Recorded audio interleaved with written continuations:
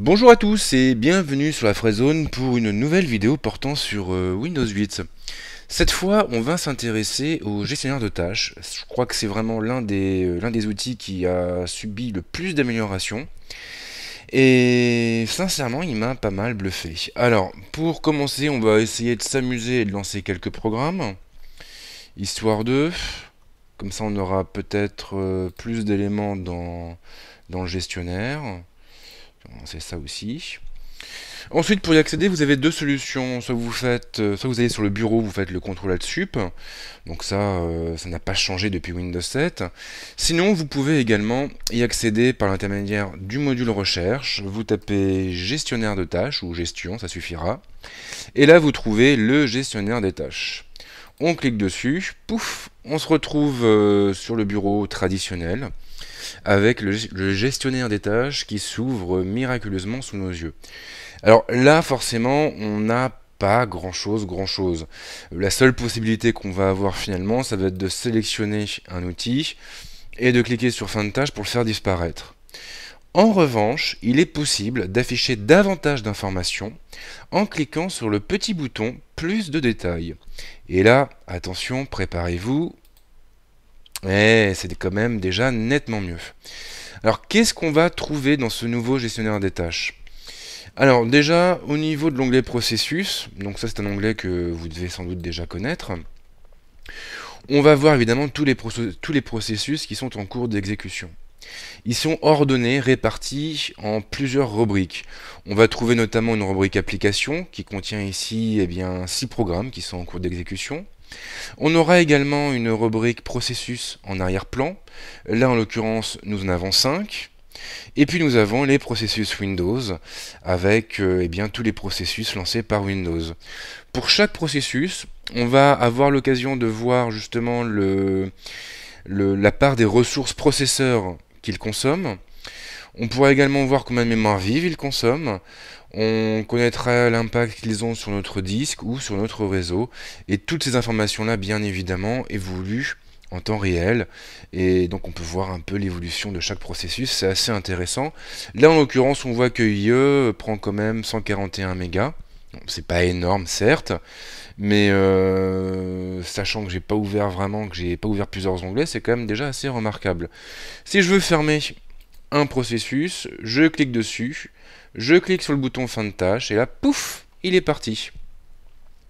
Là-haut, on trouvera également un onglet performance. Alors ça, c'est assez intéressant, puisque l'onglet performance va vous permettre d'avoir une vision d'ensemble de votre ordinateur, de votre système, et des ressources qui sont actuellement consommées.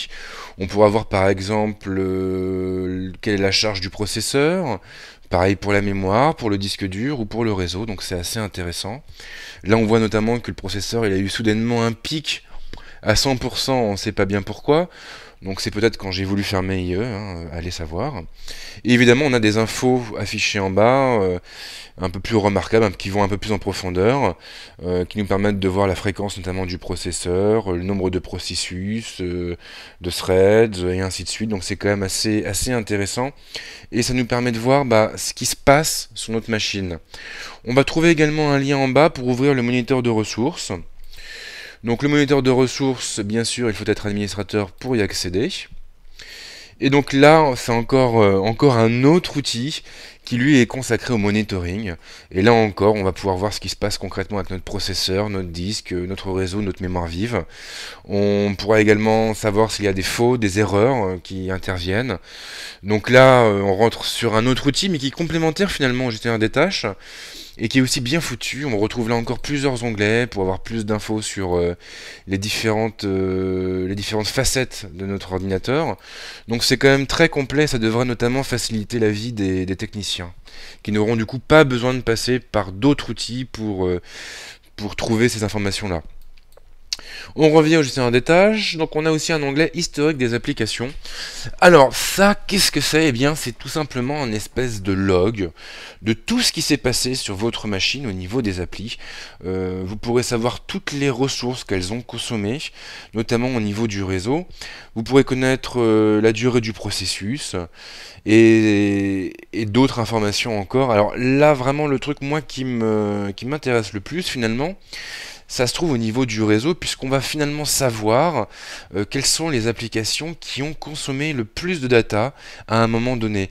Donc ça va être important bien évidemment pour un terminal nomade, connecté en 3G au réseau de son opérateur, mais ça peut aussi être intéressant pour justement savoir si on n'est pas vérolé, pour savoir si on n'est pas attaqué par un virus ou par une saloperie quelconque.